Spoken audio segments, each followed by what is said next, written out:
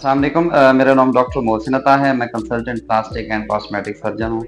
आज हम bro lift की बात करते हैं कि इसकी क्यों ज़रूरत पड़ती है और इसके कौन-कौन से प्रोसीजर हैं, आजकल क्या न्यू ट्रेंड्स हैं और प्रोसीजर्स के बाद इसकी क्या कॉम्प्लिकेशंस हैं और पेशेंट की क्या एक्सपेक्टेशंस हैं और क्या पोस्ट ऑफ केयर हैं।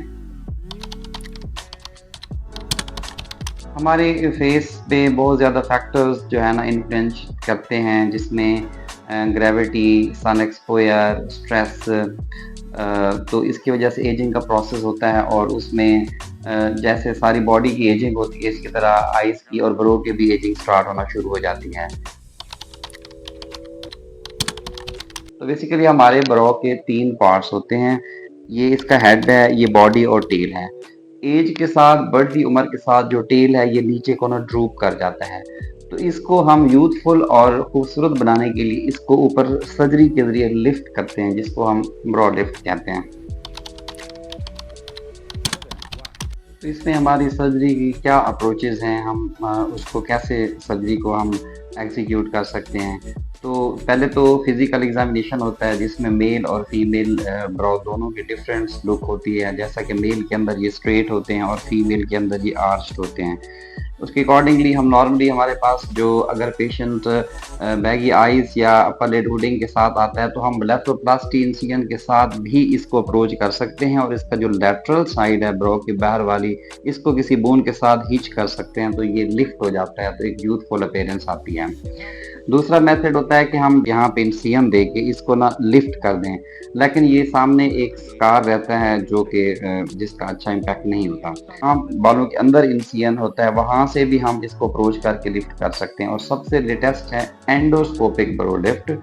उसमें हमारे पास डिपेंड करता है कि हम उसमें बेसिकली वो एक हम कह सकते हैं कि वो एक स्कारलेस सर्जरी होती है, बहुत ही माइनर सा स्कार होता है। और उसमें हम ये देखते हैं कि हमने क्या पूरे इस ब्रो को लिफ्ट करना है या उसका जस्ट लेटरल पार्ट होता है उसको लिफ्ट करना है।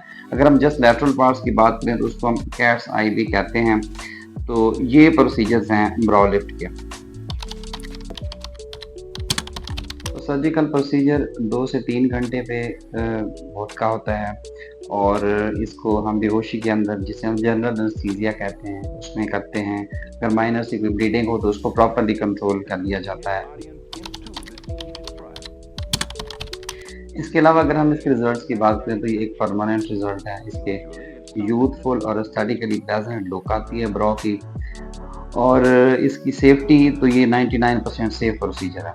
लेकिन इसमें ना एक चीज़ का ख्याल रखना होता है कि बाकी फेस को भी जो एजिंग की साइन है उसको भी हमने प्रिवेंट करना होता है या उसके लिए सम टाइम कोई प्रोसीजर कराना पड़ता है, जिसकी वजह से रिजल्ट्स सबसे एक्सीलेंट हो जाते हैं।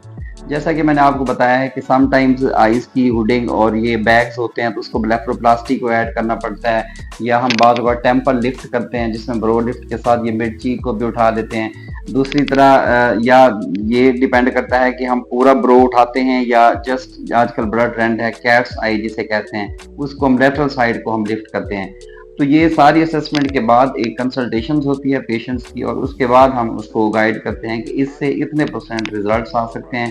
ये आपकी एक्सपेक्टेशंस हैं और ये रियलिस्टिक एक्सपेक्टेशंस हैं। सर्जरी के बाद ब्रूजिंग होना या स्वेलिंग होना ये एक नॉर्मल फिनोमिना है और ये हेड वाले एरिया में अगर सर्जरीज हो तो इसमें ये ज़्यादा होती है। ये वक्त के साथ 1 हफ्ते तक या 2 हफ्ते तक या इससे भी जल्दी इवन ये सारा प्रॉब्लम सॉल्व हो जाएगा, ब्रूजिंग ख़त्म हो जाएगी।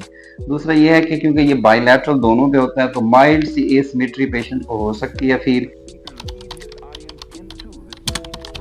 अब पोस्ट ऑफ केयर के हवाले से ये है कि आपने ज़्यादा झुकना नहीं है, ज़्यादा हेड के ऊपर एक्सप्रेशंस नहीं लेके आना और कोई स्टर्नस एक्टिविटीज़ जिम जो है ना 2 to 3 वीक्स तक वो आपने नहीं करनी। तो आपको एटलीस्ट 2 वीक्स के लिए आपको ऑपरेशंस के बाद रेस्ट करना पड़ेगा। उसके बाद with the passage of time next 4 to 6 weeks के अंदर इसकी बड़ी अच्छी अपीयरेंस होती है और जो एक टायर्ड लुक होती है वो ख़त्म हो जाती है। Thank you very much.